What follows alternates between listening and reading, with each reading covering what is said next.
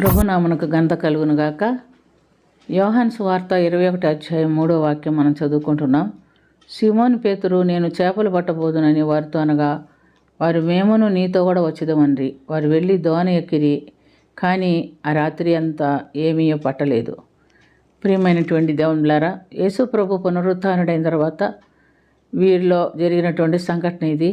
వీరు అనగా కొంతమంది శిష్యులు ఒకే చోట కూడి ఉన్నారు. వారిలో సీమోను పేతురు ఏమన్నాడంటే, నేను చేపలు పట్టడానికి పోతున్నాను అని చెప్పినప్పుడు మిగతా శిష్యులు కూడా వారితో ఏమన్నారంటే, మేము కూడా నీతో వస్తామని చెప్పి అందరు కలిసి వెళ్ళి దోణి ఎక్కారు చేపలు పట్టడానికి. రాత్రి అంతా వల వేశారు, కానీ ఒక్క చేప కూడా వాళ్ళు పట్టలేకపోయారు. ఇంచుమించు తెల్లవారుచుండగా యేసు ప్రభు దారిని నిలిచి, పిల్లలారా, భోజనం మనకు మీ యొద్ద ఏమన్నా ఉన్నవా అని అడిగారు. అడిగితే ఏమీ లేదని చెప్పారు వాళ్ళు. కానీ ఆయన యేసు ప్రభు అని వాళ్ళు గుర్తుపట్టలేదు. అయితే ప్రభు అన్నారు, దోణి కుడివైపున వల వేయుడి, మీకు దొరుకును అని చెప్పాడు. వారు అలాగే కుడివైపున వల వేసినప్పుడు విస్తారమైన చేపలు వాళ్ళు పట్టుకున్నారు.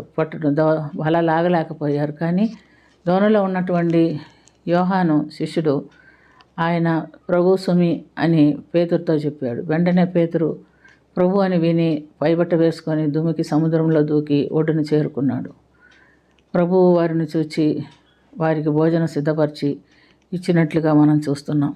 ప్రియమైనటువంటి దేవునులారా, వారి పిలుపును మనం గమనించినట్లయితే వారు ఒకప్పుడు చేపలు పట్టేవారే.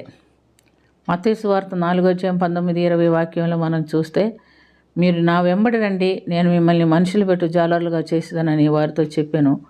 వెంటనే వారు వాళ్ళ దోణలు వలలు విడిచిపెట్టి యేసు ప్రభువుని వెంబడించని మనం చూస్తున్నాం. అయితే ప్రభు వారితో కూడా లేకపోయేటప్పటికీ ఆ పిలుపుని వాళ్ళు మర్చిపోయారు. వాళ్ళు మరలా ఆ పాత వృత్తిలోకి వెళ్ళటానికి ఇష్టపడుతున్నట్టుగా మనం చూస్తున్నాం. అయితే యేసు ప్రభు పునరుత్థానుడు అవ్వకమునకు ఏం చెప్పాడంటే, మీరు సర్వలోకమునకు వెళ్ళి సర్వ సృష్టికి సువార్త ప్రకటించుడి, నమ్మి బాప్టిసం పొందు వారు రక్షింపబడను, నమ్మని వారికి శిక్ష విధింపబడను అని మార్క్స్ వార్త 16 వాక్యాల్లో చెప్పబడినట్లుగా మనం చూస్తున్నాం. అంత మటుకే కాదు, ఆయన ఏమంటున్నాడంటే, ఇదిగో యుగ సమాప్తి వరకు నేను మీకు తోడై ఉంటాను, నేను మీకు ఏ సంగతులు నేర్పించినో వారికి నువ్వు నేర్పించుడి అని చెప్పాడు. ఆయన యుగ సమాప్తి వరకు తోడుగా ఉన్నానని వాగ్దానం చేసిన మాట వాళ్ళు మర్చిపోయారు. ప్రభు లేడని ఆ కొరతతో బట్టి మనకు జరుగుబాటు లేదని అనుకున్నారో ఏమనుకున్నారో వారు చేపలు పట్టడానికి వెళ్ళిపోయినట్టుగా మనం చూస్తున్నాం. కానీ వారు దేవుని చిత్తం లేని పని చేసినప్పుడు అది వాళ్ళకి సరిగా జరగలేదు. మనం కూడా ఈ లోకంలో మన ఇష్టానుసారంగా దుముకుతూ ఉంటాం. నేను ఈ పని చేయబోతున్నాను, ఆ పని చేయబోతున్నాను. మనకు ఏదైనా కొంచెం అనుకూలత ఉంటే చాలు, ఆ మార్గంలో వెళ్ళాలని మనం ప్రయాసపడతాం. ఉదాహరణకి చేతిలో ఎక్కువ డబ్బులు ఉందనుకోండి, దాన్ని ఎట్ట ఖర్చు పెట్టాలని ఆలోచన చేస్తూ ఉంటారు మనుషులు. ఇందులో నేను వెళ్తే నాకు లాభం వస్తుందా నష్టం వస్తుందా అని ఆలోచన చేయరు.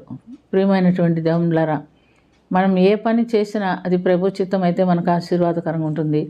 లేకపోతే మనకు వారు రాత్రి ఏందో చేప పట్టిన ఒక చేప కూడా దొరకలేదు చూడండి, అలాగే నష్టకరంగా ఉంటుంది.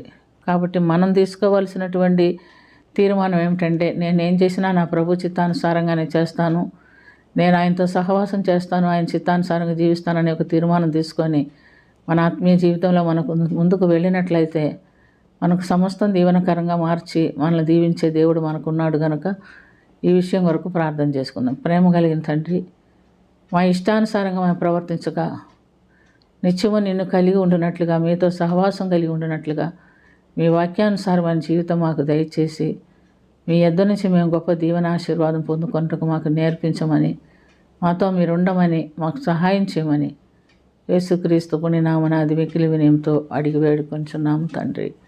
ఆమేన్.